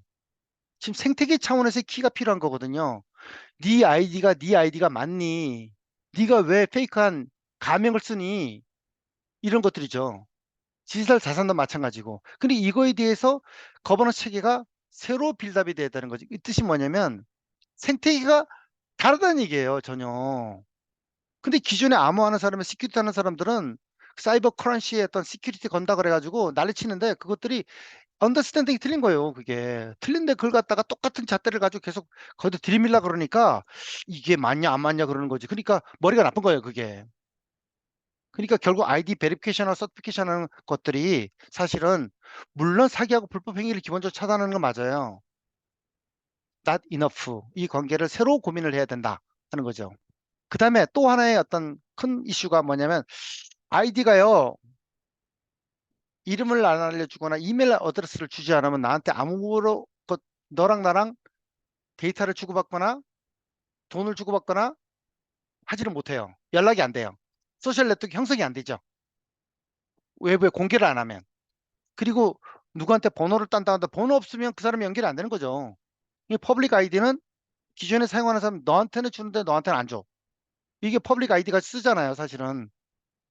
지금 사람들이 많이 쓰는 습관들. 이것들을 무시할 수는 없어요. 인간의 관행이고 앞으로 100년이 지난다 하더라도 이 관행이 없어질 리는 없어요. 퍼블릭 아이디에 대한 거. 근데 그걸 갖다가 어떤 사람한테는 그 아이디를 알려주고 어떤 사람한테 아이디를 안 알려주고 하는 것들은 아까 앞에서 키를 쓰던 그 저기 그 시큐리티 알고리즘이 키가 아니라 그 키라는 게 뭐냐면 너한테 그거에 대한 내용을 알려줄 거냐 말 거냐. 네 혈액형이 뭐냐 하고 물어보는 거 똑같아요. 혈액형이 그게 프라이빗입니까 아닙니까? 그거 다른 얘기예요. 그거는 사실은. 그러니까 퍼블릭 아이디가 있고 이게 꼭 느낌이 그다음에 얘기하는 거 프라이빗 아이디예요. 프라이빗 아이디. 그냥은 못 가본다 이거죠. 알려줘도 뭔지 몰라. 내 주민등록번호를 그냥 까면 그게 내인지 나인지 어떻게 하냐고. 모르는 얘기죠. 그렇죠? 크레딧 카드 번호를 그 크레딧 카드가 내 건지 아닌지 어떻게 하냐고요. 그것들이 바인딩이 안 되면 누군지 몰라요. 사실은. 이게 이게 느낌이 뭐냐면 인간의 생태계가 음이 있고 양이 있잖아요. 그렇죠? 이 음양 관계는 비슷해요. 퍼블릭은 양이고 프라이빗은 음의 관계 있죠. 음은 있으면 양이 있고 반드시 있고 그러니까 악군이 있으면 그 전사가 있으면 악도 있어야 되고 선이 있으면 악이 있어야 되고 그 영웅이 있으면 그 뒤에 악마가 있어야 되는 거죠. 이게 모든 생태계의 원리가 음양의 그 조화가 있어야 되는 거죠. 근데 그걸 어떻게 관리할래 하는 것들은 옛날에는 단순하게 생각했는데 디지털 생태계 초기 시장에서는 그걸 단순하게 생각했는데 이것들을 퍼블릭 아이디와 프라이빗 아이디를 어떻게 생성하고 어떻게 관리하고 어떻게 운영하고 어떻게 검증할 거냐 이것들을 과거에 자꾸 잣대만 가지고 그걸 갖다가 저 생각하고 관리하고 다룰라 그러면 과거에서 벗어나지 못하는 거죠. 새로운 비즈니스 만들어내지는 못해요. 근데 확실한 거는 새로운 어떤 프라이빗 아이디나 퍼블릭 아이디를 만들어냈을 때 인간 생태계에서 그걸 갖다 억셉트를 안 하면 도입이 안 되는 건 정확하게 맞아요. 반드시 그거에 대해서 사회적 합의가 선행이 돼야 사람들이 안 쓰면 소용없는 것들이거든요.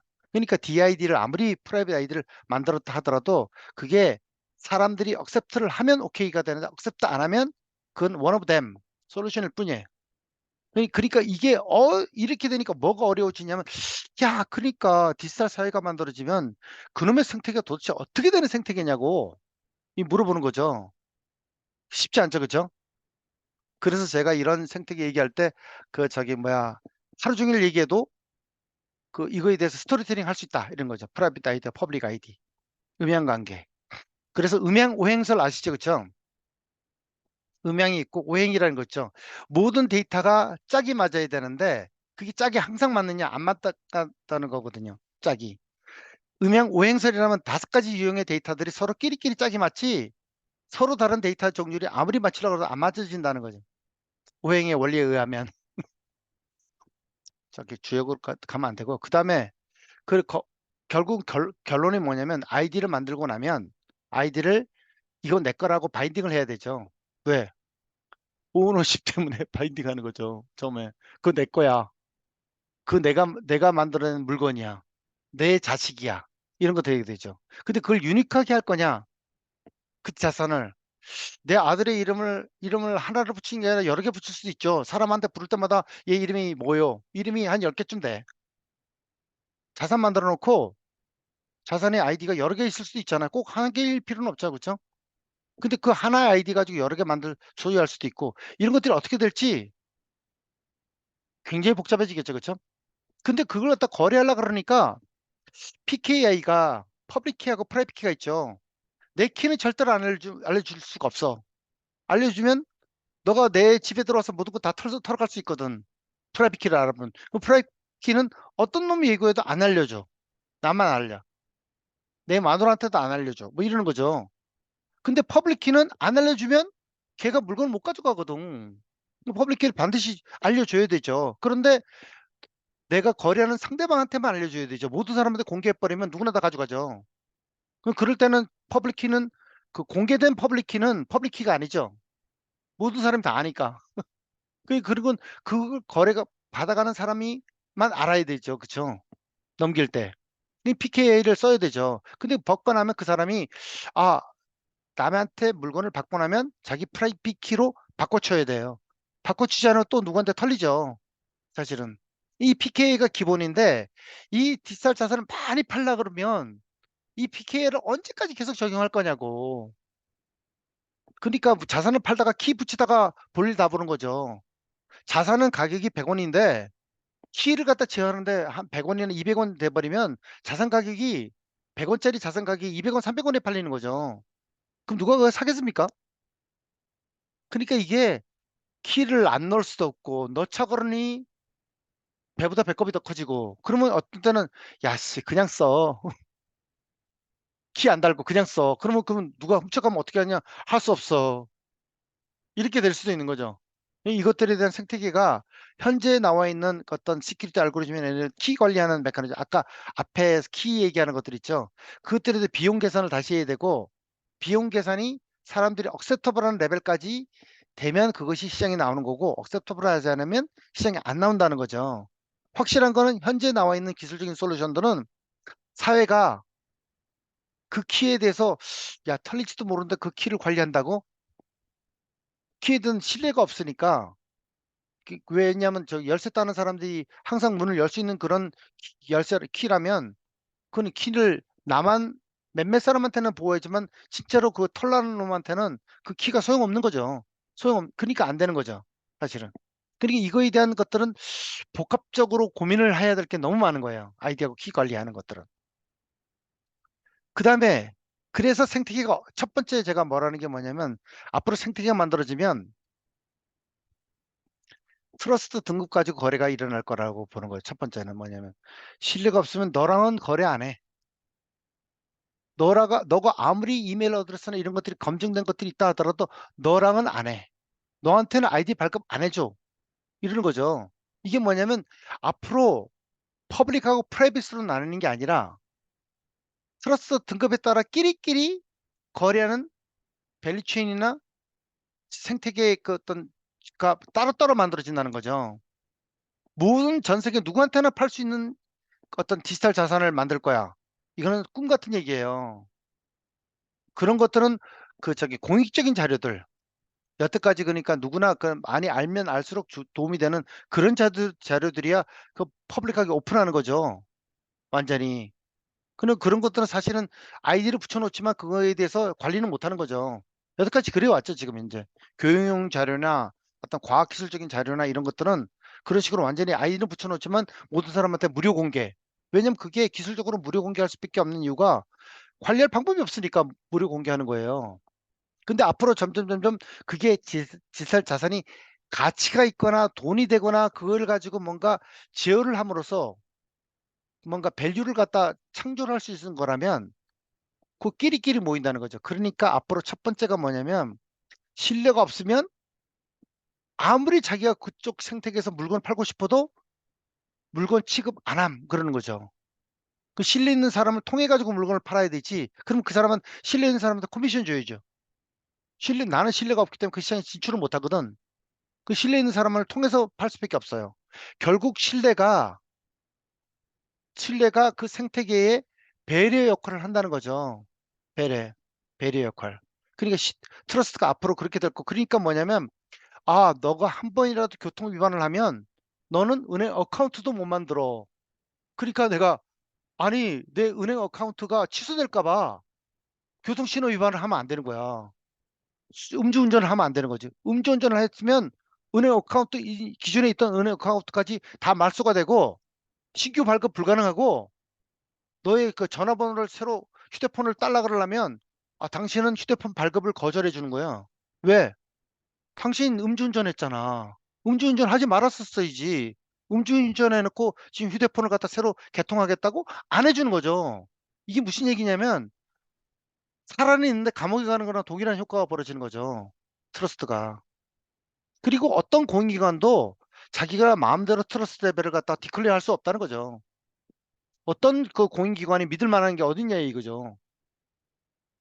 은행들도 부도나는 상황에서 믿을 은행들이 없거든요. 그러니까 누구나 임의로 트러스트 레벨을 설정 못 한다는 거죠. 누구의 어떤 인증을 받든가 사회적 인증을 받든가 이 트러스트 레벨을 갖다 유지하려면 돈이 무지 많이 들어가는 거죠. 그 트러스트 레벨을 억지로 올렸는데 자기나 트러스트가 깨지면 삼성이 예를 들어 사기를 쳤다. 그럼 삼성 문 닫아야 되는 거예요, 이게.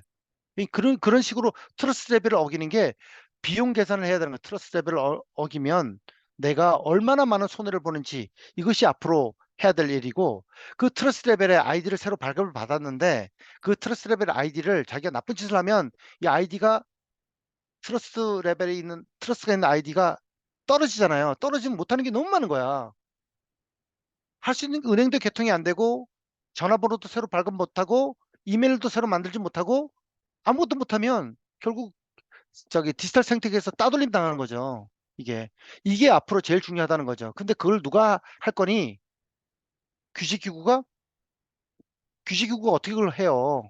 그러니까 트러스트 베리피케이션 절차가 필요한데 이건 누가 할 거니? 하는 것들은 현재 새로운 권력기관이 나온다고 될 일은 아니고 만들어야 되는 거죠. 새로운 생태계에 대한 질서를 만들어야 되는데 그거에 대한 공인적인 어떤 절차나 이런 것들에 대해서 어그리를 받아야 되고 이건 시간이 지나면서 축적되는 거지 한 방에 딱 선언한다고 그 기관의 트러스트 레벨이 확 올라가는 건 아니에요. 확실한 거는 사회에 대한 심각한 평가를 받아야 되는 거죠. 어떤 개인의 어떤 평가나 기업에 대한 평가나 우리 학교 같은 거의 명성이 계속 유지되려면 그 명성에 걸맞는 행위를 절대로 안 하는 걸 사회적으로 공인을 받아야 되고 이거는 시간이 오래 걸러가야 돼요. 근데 그걸 갖다가 단시간에 트러스트를 올릴 수가 없어요. 제가 보기에는. 쉽지 않은 얘기죠. 그게 첫 번째고 두 번째는 뭐냐면 이 자산을 팔라 그러니까 등록으로 레포지토리가 있어야 돼. 그 마트에 상품을 진열을 안 해놓고 물건을 팔 수는 없어요. 마트에. 그러니까 그게 사이버 마트든 실제로 이마트든 이마트에 물건을 진열해놓고 사람들이 그걸 까디지 보고 해야 물건을 팔리는 거고 사이버의 거래도 마찬가지예요. 그걸 사이버에 그걸 갖다 살라가는 사람이 이게 가짜인지 사기인지 뭔지 이런 것들을 조사를 다 하게 만들어야 되죠. 그리고 나서 이거는 믿고 사도 돼. 왜? 트러스트 레벨이 높으니까. 트러스트 레벨이 낮으면 이거는 나중에 환불이 되지 않는 거라면 안 사. 이러는 거죠. 결국 퍼블릭하고 프라이빗 레포지토리가 없을 수는 없어요. 근데 이것을 우리나라에서만 팔 거니 전 세계적으로 팔 거니 전 세계적으로 파는 건 쉽지 않아요. 아프리카에 뭐 이상한 나라가 물건을 만들어 가지고 올리면 그걸 갖다 사겠습니까? 인정이 안 되는데 그걸 누가 사기는. 결국은 이게 그 자산을 확인을 한다 하더라도 등록도 해야 되고요. 결국은 퍼블릭이나 프라이빗 레포지토리에 어떤 내 자산을 등록을 해놓고 나서 아이디 등록해 놓고 나서 그 자산이 내 거야 하는 거의 소유권에 대한 거를 보장을 하려면 뭔가 선언을 할 수밖에 없어요. 오너십을. 그래야 보장을 받죠. 근데 그걸 선언했다고 보장을 받느냐? 그 기관은 안전한 기관이니 너는 믿을 놈이니 너가 만든 물건을 믿을 거니 말 거니 이런 것들이 결국 확인이 돼야 결국 그 오너십도 선언을 한다고 해서 선언을 받아주는 거지. 그걸 갖다가 불법이나 위조를 하는 거는 어차피 항상 위조나 불법 위험은 에브리 타임 항상 있다고 봐야 되거든요. 그러니까 이게 프라이빗 레포지토리가 만든다 하더라도 이게 생태계가 잘 운영될 거냐 하는 거는 시간이 가야 되고 그거에 대해서 인정을 받는 절차가 없이는 안 돼요. 그리고 그러다 보면 어떤 갭이 나올 가능성이 이거는 아무나 거래하는데 들어오지 못하고 이 물건을 거래하는 그 매장에는 우리한테 신뢰가 없는 사람들은 매장에 들어오지 못해. 당신한테는 물건 안 팔기 때문에 우리 매장에 지는 못해. 이 프라이빗 레포지토리가 처음에 더 크게 일어날 가능성이 커요. 이 신뢰가 없는 사람한테는 그 시장에 들어오지 못하게 만드는 거죠. 사설 플랫폼이 제가 그래서 퍼블릭 레포지토리보다 프라이빗 레포지토리가 일어날 가능성이 더 커요. 초기에는. 그러니까 앞으로 그러니까 디지털 자산 시장은 어떻게 형성될 거냐?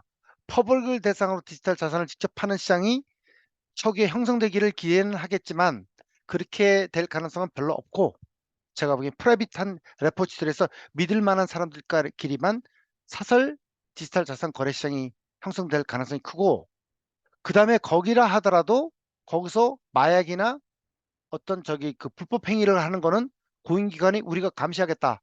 살펴봐야 되겠어. 너네들이 거기서 마약 거래하는지 아닌지 하는 걸 갖다가 내가 봐야 되거든. 그 프라이빗 레포지토리에서 거래하는 거라 하더라도 공인기관은 영장 들고 조사하고 들어가겠다 할 수도 있어요.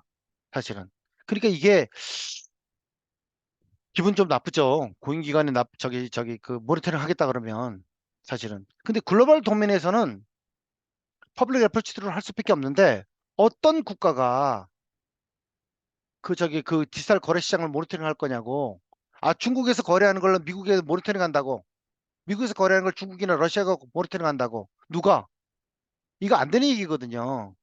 그런 스토리텔링은. 그러면 결국은 뭐냐면 퍼블릭 레포지토리를 하더라도 디지털 자산 거래나 다른 플랫폼에 연결하는 거 그냥 순순하게 연결되지 않는다는 거죠. 이더리움 가지고 전 세계를 다 도배하겠다 그러는 생각하는 사람들은 수학한 이상한 사람들이에요. 이더리움 블록체인의 플랫폼 가지고 전 세계를 다 도배하겠다. 인터프로피트만 형성되면 웃기는 얘기죠. 그렇게 되진 않아요. 확실한 거는 모든 국가나 다오 기반의 등록 조사를 해야 되는데 뜻은 가상하나 그렇게 될 것 같지는 않아요. 제가 보기에는. 그 다오에 대해서는 말씀드릴게요. 이 다오는 이 철학이에요. 철학. 근데 그거는 뭐냐면 기존에 어떤 생태계 질서를 만드는 권력자들이 있었고 거버너들이 있었죠. 정부, 그다음에 공인된 기관들이 어떤 생태계 질서를 잡았죠. 그렇죠? 근데 그 뭐라고 얘기하냐면 야, 너가 왜 그 질서를 잡는 거에 대한 책임을 지니? 그 규제를 네가 왜 하니? 네가 정부라고? 고인기관이라고? 근데 그 다오라는 건 뭐냐면 권력의 이동이라고 보셔야 돼요. 권력의 이동. 그러니까 너가 규제하는 거 난 믿지 못하겠거든? 미국 정부가 왜 우리나라에서 거래하는 걸 갖다 미국 정부가 관리하냐고 규제를 하냐고 용납 못하겠거든. 우리가 거래하는 것 갖다 왜 러시아하고 중국이 관리하냐고 못하겠거든. 그러니까 그런 거에 대한 어떤 거를 갖다가 그 권력기관들이 기존의 어떤 그 거래 질서를 갖다 유지하던 권력기관을 회피하고 싶어 하는 거예요. 이게 제가 뭐라 보냐면 권력의 이동이라고 보는 거죠. 근데 거래의 투명성을 위해서 다오라고 얘기를 해요. 근데 그걸 갖다 프라이버시는 그러면 어떻게 지켜야 되냐? 이게 다오라는 게 기본이 뭐냐면 프라이버시가 가장 중요한 게 네가 어떤 거래를 하는지 내가 다 알아. 이러는 거거든요. 그 프라이버시라는 게 네가 나한테 너랑 몰래 거래했던 거 내가 다 알고 있거든. 그 프라이버시가 깨지는 거죠. 근데 프라이버시에 대한 걸 유출을 오가전이 나왔으면 좋겠어. 정부 기관이 아니라 어떤 특정 국가나 그리고 거래하는 어떤 플랫폼을 가진 기관이라 하더라도 자기 플랫폼 내에서 거래하는 건 다 알아요. 특정 기업이나 국가도. 그걸 배제하고 싶은 거거든. 네가 그 플랫폼을 제공했지만 너가 왜 거래 내역을 갖다 까보니 이러는 거예요. 근데 유럽의 마이카법이요. 웃기는 얘기가 뭐냐면 어디까지는 그냥 알아서 거래해도 되는데 1,000불 이상은 거래 내역을 공개해야 된대요. 그 1,000불 이상 넘었는지 안 넘는지 어떻게 하냐고. 그 유럽의 마이카법이 제가 보기에는 오래 가지 못할 법이고 웃기는 법이에요. 그리고 그 뜻은 뭐냐면 1,000불 이상이 넘는지 안 넘는지를 조사해가지고 나중에 시비를 걸겠다는 얘기는 결국 다 까보겠다는 얘기거든요. 거래 내역을 다 까보겠다는 건 프라이버시 보호가 안 되는 거예요. 사실은. 그러니까 그게 W3C DID가 아무리 만들어져도 그 결국 거래하는 베리파이어블 크리덴셜이 어떤 친구인지에 따라서 믿거나 말거나가 돼버리는 거죠. DID 메커니즘은 선택적으로 쓸 수는 있지만 그것이 당연히 그렇게 써야 되죠. 프라이버시를 하려면 기본적으로 그거는 넣어야 되는데 그렇다 해가지고 충분하지 않아요. 왜냐면 그걸 깔려면 까거든 사실은. 그럼 까고 나서 지워버려야 되는데 지울 수 있냐 지우지 못하거든요. 왜냐하면 불법 행위는 감시해야 되겠다 그러니까. 불법 행위하고 프라이버시하고 이 경계선은 이 다오의 핵심이 결국 사기와 불법 행위를 감시하는 거. 지금까지 비트코인이나 블록체인들 있죠? 나쁜 짓한테 다 썼거든, 사실은. 그럼 그걸 갖다 막을 수 있냐? 못 막아요.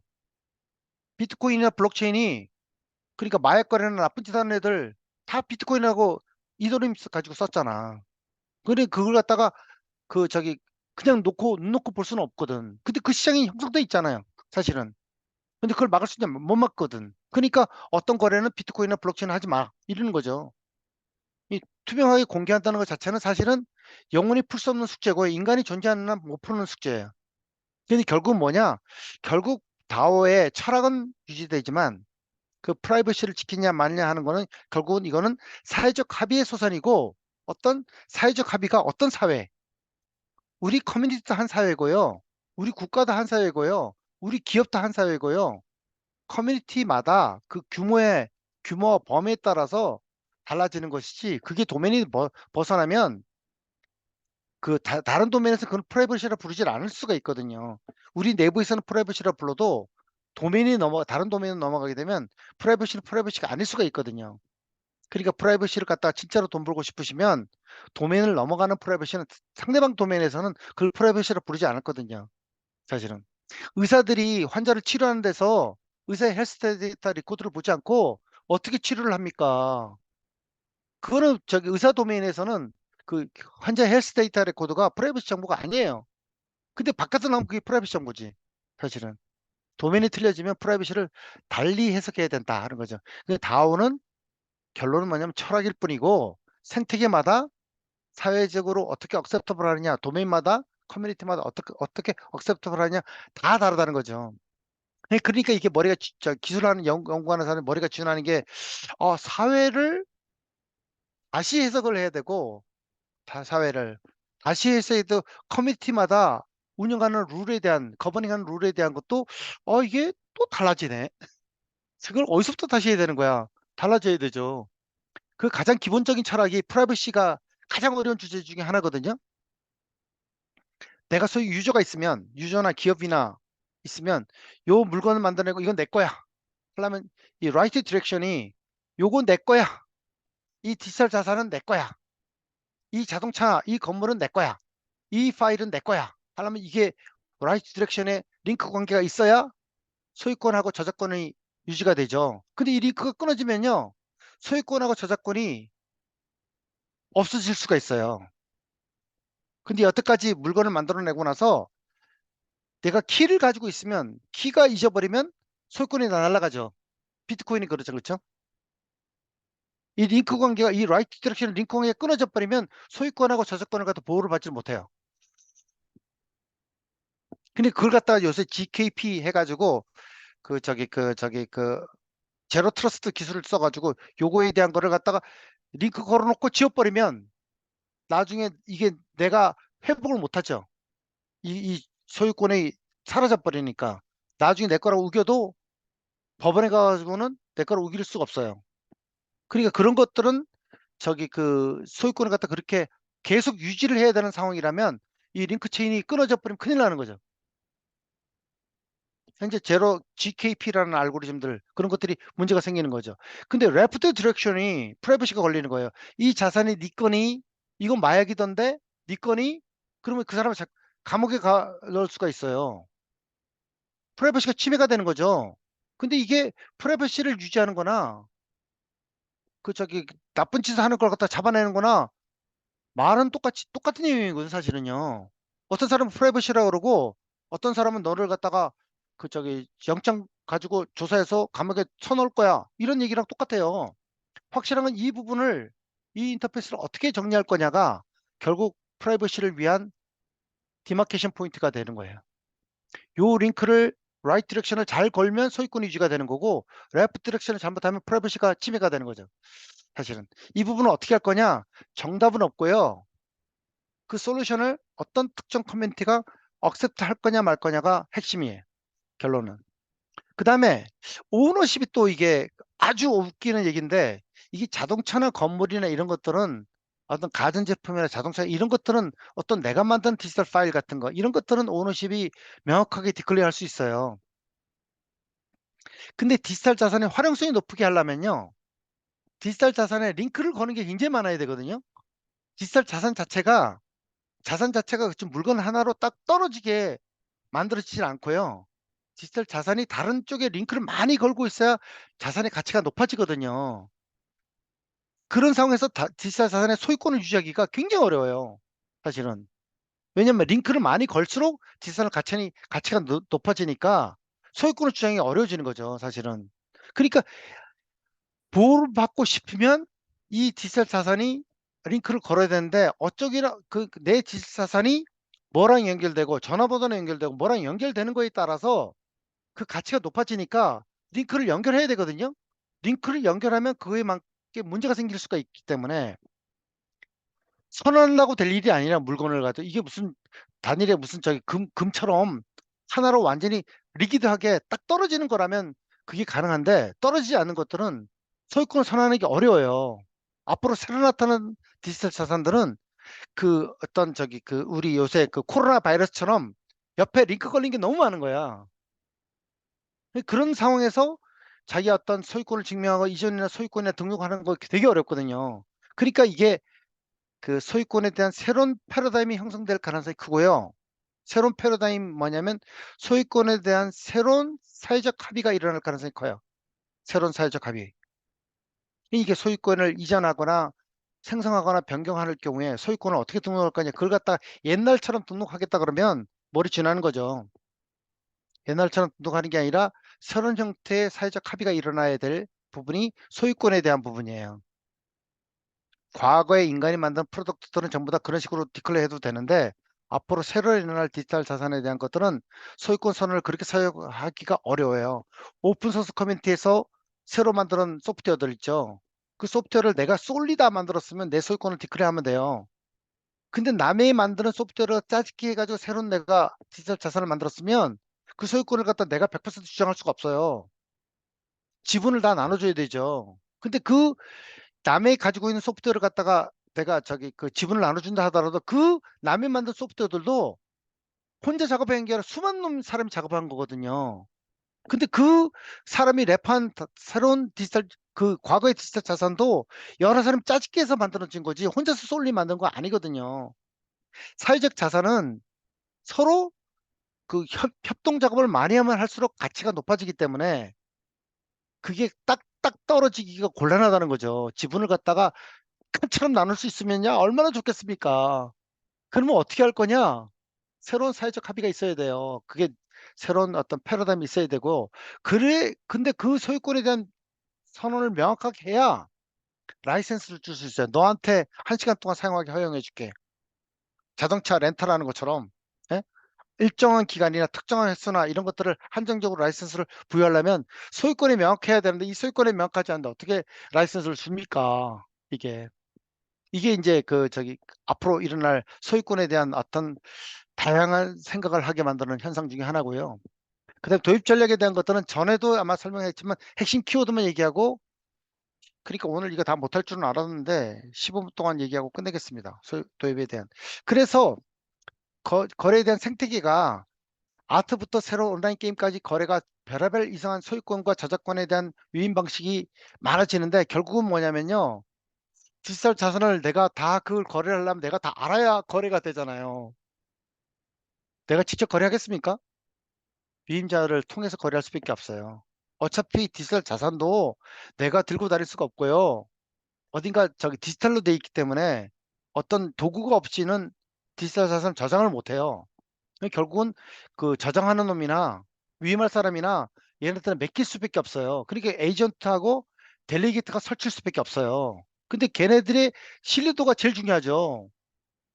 믿을 사람한테 내 은행을 어카운트를 맡기지 믿을 사람한테 내 금을 맡기지 믿지 못한 사람 못 맡기거든요. 그 다음에 이 데이터 거버넌스에 이 패러닥스가 있거든요.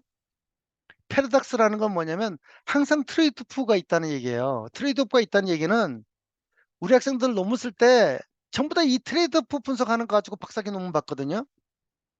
아니, 결국은 뭐냐면, 야, 완전히 열을 거야? 아니야. 프라이버시 보호시켜줘. 트레이드오프가 있거든요. 열 거냐 말 거냐. 뭐 어떻게 열래? 때때로 다 달라요. 그러니까 뭐냐면 기술이 그냥 그 무슨 기술 개발하는 게 중요한 게 아니라 기술을 개발하는 건 개발을 해요. 원자 폭탄은 개발은 개발을 해요. 쓰는 거는요. 운영하고 사용하는 거는 하모니가 있어야 돼요. 기술 개발을 했다 하더라도 쓰는 거는 하모니가 있었는데 그 인간 생태계에서 쓰는 거기 때문에 그게 정답은 없어요.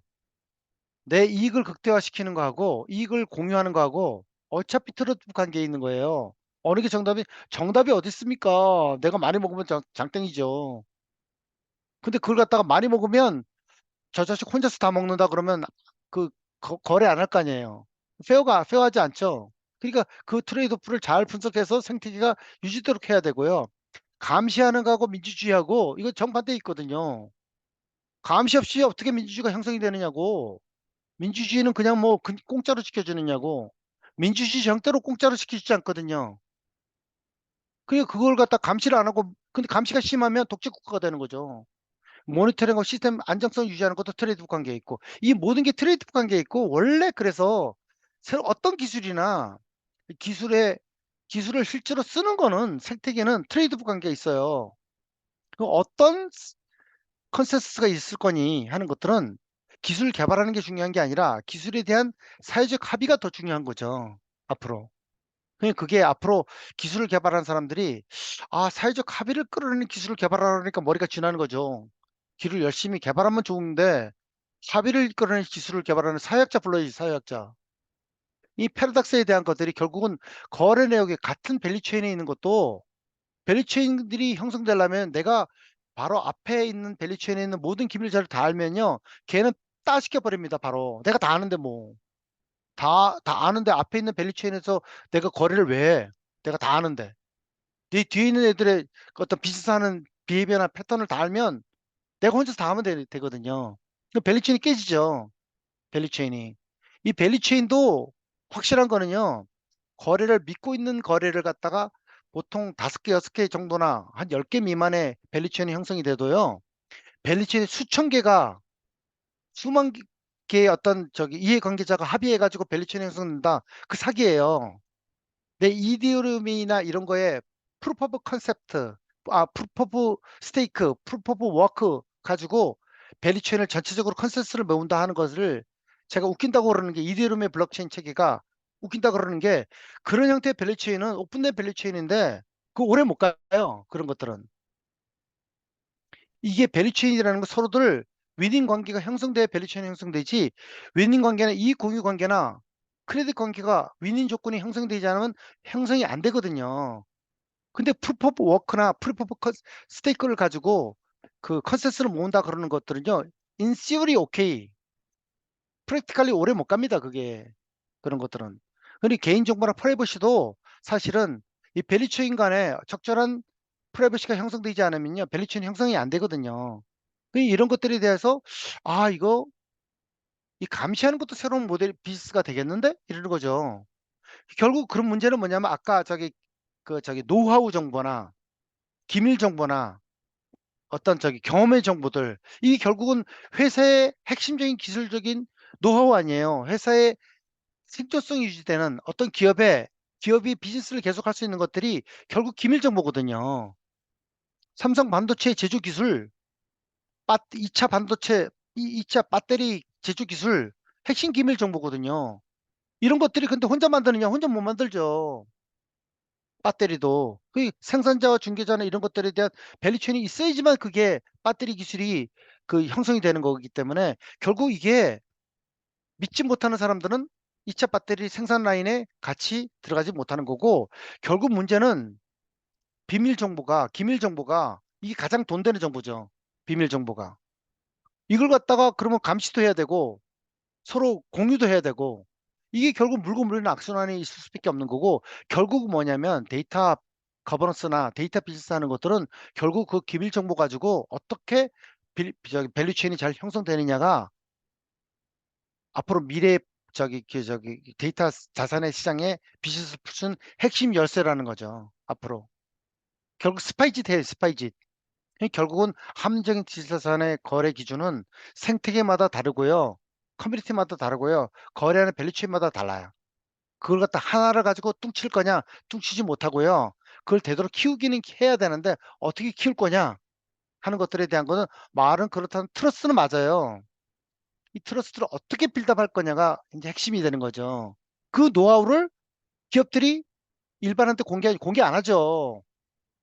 그 밸류체인이 있어야지, 그 트러스트가 있어야 자기네들이 생태계를 갖다가 유지할 수가 있고 생태계를 갖다가 해서 돈을 많이 벌 수가 있기 때문에 그거 절대로 안 까거든요. 근데 그것이 핵심이라는 건 맞아요. 근데 이걸 어떻게 키울 거냐 하는 것들은 키우기 위해서는 파트너를 모아야 되죠. 그 다음에 다오 철학이 결국은 다오 철학적으로 맞는데, 이 다오를 가지고 어떤 새로운 거래 모델을 만들 거냐, 이걸 잘 만드는 사람이 위너와야 되는 거죠. 프라이버시 지켜야 되고요. 안 지키면 그 떨어져 나가니까 그 프라이버시에 대한 서로 트러스가 있어야 되는데, 결국 내 비서는 또 우리 집의 식구는 내가 무슨 짓 하는지 뭘 좋아하는지 다 알 거 다 알거든요. 프라이빗 정보를 다 알아요. 결국은 그 정보를 모르면 거래 안 하거든. 근데 프라이빗 정보를 어느 정도 알아야 거래를 하고, 어느 정도 알지 않고 공개된 정보만 가지고 거래를 하는 거는요, 돈이 많이 들어요. 돈이. 완전히 퍼블릭 정보만 가지고 거래하는 거는 언제나 그 사람을 쌩깔 수가 있는 상황이라는 거거나 마찬가지이기 때문에 한 번 거래하고 그 다음에 싹 입식고 튈 수 있거든요. 당근마켓 시장에서 딱 물건 딱 팔고 나서 그러니까 물건 팔고 나서 털고 일어나 버리면 되는 거잖아요. 그러면 그걸 갖다 물건 사겠습니까? 그런 식의 거래가 없는 경우에. 그러니까 결국 트러스트 등급에 따라서 마켓의 비용이나 가치나 생태계가 달라지고요. 다 그 돈이라는 거죠. 트러스트를 유지하기 위해서 돈을 얼마나 들일 거냐 하는 것들이 새로운 거래 모델의 핵심이에요. 결국은. 왜냐하면 안 끼워주니까. 그리고 아니면 너는 트러스트가 없기 때문에 돈 더 많이 내. 못 믿으니까. 그리고 문제 생기면 다 손해배상해. 이런 상황에서 블록체인 기술, 현재 나와 있는 블록체인 기술들, 그거에 대한 트러스트 레벨을 입증을 못하는 상황 간에 이더리움 블록체인 가지고 할 거냐? 믿거나 말거나죠. 그렇죠? 결국 새로운 분장 원장 기술이 결국 트러스트 레벨을 따라서 프라이버시 보장이나 트러스트 레벨에 대해서 새로운 기술에 대해서 합의가 일어날 수 있게 스마트 컨트랙트 기술이 만들어져야 되지, 현재 이더리움의 블록체인 가지고 무조건 그걸 믿고 하세요. 그 믿고 하는 놈이 미친놈이고요. 사실은 그걸 가지고 선거 보팅에서 쓴다 그러는 게 내가 보기에 웃긴다는 거 얘기죠. 선거에 보팅에 쓰는 거를 갖다가 블록체인 기술 가지고 선거에서 보팅을 쓰겠다. 그러니까 거래 내역은 명확해요. 거래 내역에서 그 시비 걸 그 블록체인을 쓰면 확실하니까. 근데 원 소스가 믿지 못하는데 거래가 명확한 걸 아무리 얘기한다 무슨 소용이 되느냐. 이 다오에 대한 철학을 갖다가 이 기술 전문가라는 사람들이 자기 마음대로 해석을 하는 게 가장 큰 문제예요. 확실한 거는 그거는 결국은 생태계에 대한 서로 간에 믿음에 대한 근거가 있어야 되고 관시가 있어야 된다. 관시가. 새로운 기술이 개발되겠죠? 어떻게 개발할 거냐 하는 거를 다시 봐야 돼요. 엔지니어들이 무조건 기술을 열심히 개발하는 게 중요한 게 아니라 결국 그거에 대해서 가치 평가나 사회적 평가를 받아야 되지, 가능하지 그냥은 안 됩니다. 그래서 생태계 구축 전략에 대한 거는 결국은 사용자나 마켓 친화적으로 개발을 다시 해야 된다는 거고, 사회를 다시 봐야 되고요. 거래에 대한 앱도 제가 보기에는 믿을 만한 거래를 할 수 있게 그거에 대한 검증 절차가 있어야 되고요. 사실은 거래하는 내용만 중요한 게 아니라, 근데 확실한 거는 자산의 유형마다 거래하는 방식이 다 달라질 수밖에 없고요. 그 다음에 누가 공공하고 프라이빗 레포지토리하고 퍼블릭 레포지토리를 어떻게 잘 빌드업을 할 거냐, 이게 가장 키예요. 사실은 이거 먼저 셋업하는 사람이 그 웹 3.0 디지털 자산 시장의 룰을 얘네들이 만들어요. 레포지토리를 누가 만드는지에 따라서 그 생태계 질서를 얘네들이 만들거든요. 아마 내가 보기 큰 대기업들은 우리를 믿어주세요. 우리가 모든 걸 문제가 생기면 모든 책임을 다 질게요. 이게 큰 기업들은 그 얘기가 돼. 삼성은 삼성에서 거래되는 모든 거는 내가 책임질게요. 삼성이. 그리고 그것을 클레임을 하시면 모든 손해배상을 할 거예요. 아마존이 그럴 수도 있고요. 우리나라 쿠팡이 그럴 수 있어요. 그거에 대해서. 내가 책임질 테니까 믿고 하세요. 문제 생기면 무조건 손해배상 해드릴게요. 이러는 거죠. 우리를 믿으세요. 이러는 거죠. 트러스트죠. 그렇죠? 그러니까 생태계 구축 전략에 대한 거는 결국은 누가 가장 최적화된 구조를 만들 거니 하는 것들이죠. 현재는 이거에 적합한 구조를 가진 데는 없고요. 다만 그거를 전환하기에 비용이 가장 적게 되는 구조는 있어요. 결국은 생태계 질서가 완전히 합종 영역으로 다 바뀔 거다. 현재 통신망, 그다음에 클라우드 플랫폼 빌드업하는 사람들 그 생태계 질서에 따라서 기존에 자기 그 플랫폼 소유한 기업이나 네트워크를 소유한 기업들이 생각을 다시 해야 될 시점이 도래하고 있다. 결국은 뭐냐면 끼리끼리 연합을 잘하시라 하는 거죠. 결국은. 왜냐하면 끼리끼리 하는데 어떤 기업들은 너는 끼워주는데 너는 안 끼워줘. 그러죠. 우리 비즈니스 밸류체인에 예를 들어 삼성은 끼워주는데 LG는 안 끼워줘. 이러는 거죠. KT는 끼워주는데 LG 플러스 안 끼워줘. 이래버리면 그 기업들은 이제 망하는 길밖에 없는 거죠. 따로 만들든가. 그래서 디지털 자산 거래 시장에 누가 그 주도자가 될 거냐. 결국 생산하는 사람이 있고요. 구매자 역할이 있고요. 중개자가 아주 트리키한데 이 중개자가 큰 역할을 할 거예요. 그러니까 사또가 아니라 아전이 더 중요한 거죠. 아전이. 사또가 디시전을 하게 되면 아전이 실질적으로 거래는 다 해주는 비즈니스 딜을 하는 걸 다 하는 사람들이 중개자가 역할을 하는데 중개자가 어떤 때는 저 생산자나 소유자를 대신하고 어떤 때는 구매자를 대신하고 이렇게 되게 되면 이게 서로 달라지거든요. 근데 거기에 핵심은 디지털 자산 거래소가 일단 있을 거고 디지털 자산 거래소의 유형들은 얼마나 많을 거냐? 크게는 네 가지고요. 자사계 디지털 자산 거래 시장 우리나라에는 한 4, 50개 만들어질 것 같아요. 거래 종류나 다루는 취급 물품이나 종류마다 거래 시장이 따로따로 만들어질 거기 때문에 우리나라가 전 세계 디지털 자산 거래 1등 국가가 된다면 우리나라에 몇 년 내에 디지털 자산 거래소가 한 50개 이상이 만들어져야 되고 거기서 각자의 나름대로 솔루션을 가지고 판매해야 되고 근데 그중에 공인 감시자는 현재 예를 들어 조폐공사나 한국은행을 대신해서 이런 것들에 대한 어서리티가 있어야 되는데 이것들이 정부가 나서면 네가 뭔데 이렇게 될 거니까 안 될 거고 그 기술 개발자들이 어떤 개발을 해야 될 거냐 하는 것들을 얘기를 한 거고요. 그리고 기술 개발 방향에 대한 결국 트러스트가 가장 중요하고 기술이 중요한 게 아니라 그다음에 그 새로운 생태계가 만들어지니까 이 새로운 신약이 어떤 암 환자에 딱 맞을 거냐 하는 것처럼 새로운 어떤 디지털 자산의 어떤 생태계 모델이 기술이 만들어지면 테스트 해봐야 되잖아요. 근데 그 테스트에서 잘 쓸지 맞을지 하는 것들은 엔지니어한테 물어보는 거는 그거는 물어보나 안 하고요. 시장한테 물어봐야 돼요. 어떤 기술을. 근데 시장마다 어떤 생태계 어떤 소비자마다 그에 대해서 반응이 틀릴 거거든요. 그 베타 테스트를 해야 되거든요. 결국은 시장에 맞는지 안 맞는지. 그걸 갖다 엔지니어들이 아느냐? 알 리가 없죠. 그러니까 기술을 개발했으면 시장 테스트하는 걸 갖다 시간을 줄여야 되거든요. 어떻게 소비자 테스트를 줄일 거냐? 이 퍼즐을 푸는 사람이 제가 보기에 시장에 가장 성공적으로 진입할 것 같아요. 그러니까 열심히 개발하는 게 중요한 게 아니라 시장에 잘 넣는 방법이 더 중요하다는 거죠. 사실은. 근데 그것도 다오는 철학은 맞는데 이걸 갖다 어떻게 기술이 시장한테 억셉터블하게 만들 거냐 하는 것들에 대한 비용 낮추기 위해서 다양한 솔루션을 고민해야 된다 하는 거고.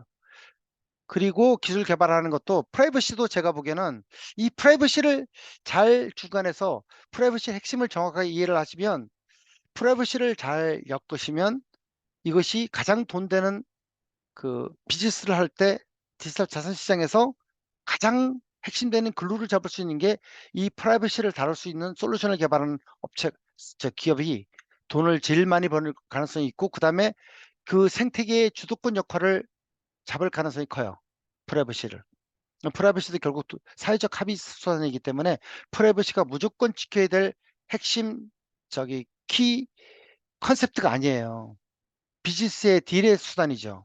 그 법하고 제도적인 법은 제가 보기에는 계속 법이나 제도적인 어떤 규정 가지고 하는 거는 한계가 있고요. 걔네들은 어떤 생태계 질서를 만들기 위한 어떤 그 거버넌스 역할만 하면 맞는 거고요.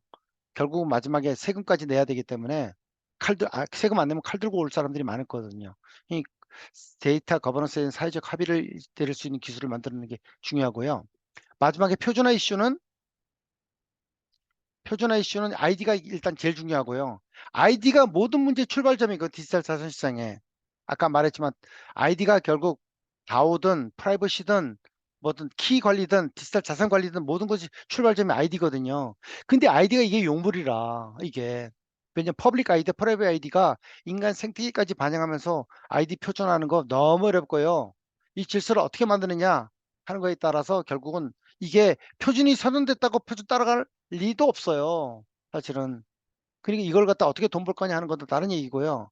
그 다음에 거래 모델이 너무나 다양하게 나올 수가 있기 때문에 이게 앞으로 확실한 거는 현재 있는 디지털 자산들, 현재 있는 자산들은요, 거래 모델이 뻔해요. 현재 자산들은. 근데 그것도 바꿀 모멘텀이 있고요.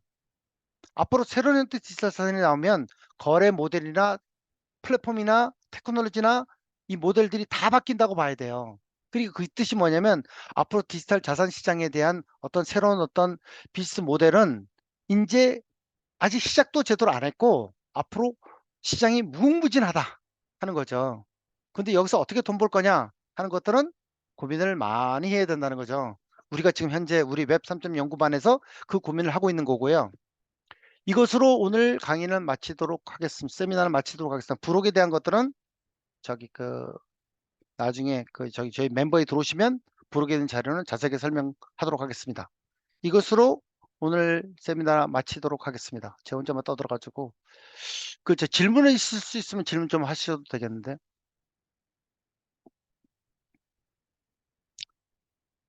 질문 없으면 이거로 마치겠습니다. 나가도 되는 거죠?